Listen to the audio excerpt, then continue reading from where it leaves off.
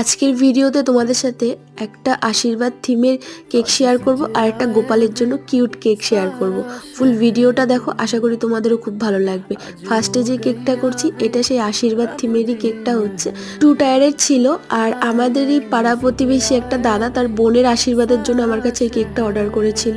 আর এই অর্ডারগুলো কিন্তু আমার ছিল গতকাল, মানে 24শে নভেম্বর। আর এই ইয়েলো কালারের কেকটা সেই ছোট্ট গোপালের জন্য কিউট করে বানাতে বলেছিল একটা বোন, তো আমি এরকমটা করার চেষ্টা করেছি।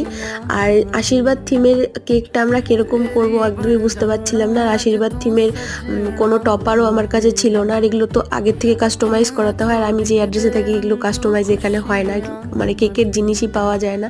যাই হোক, অনেক রকম করে ম্যানেজ করে এতটুকু করতে পেরেছি। পুরো কেকটা হোয়াইটের মধ্যে রোজ দিয়ে সাজিয়েছি। যাই হোক, এবার তোমরা দেখো, অবশ্যই কিন্তু কমেন্টে জানিও আজকে কেকগুলো তোমাদের কেমন লাগলো। ভালো লাগলে এটা টুকুস করে লাইক করে দিও, কমেন্টে রাধে রাধে লিখে দিও। আজকের মতো বাই।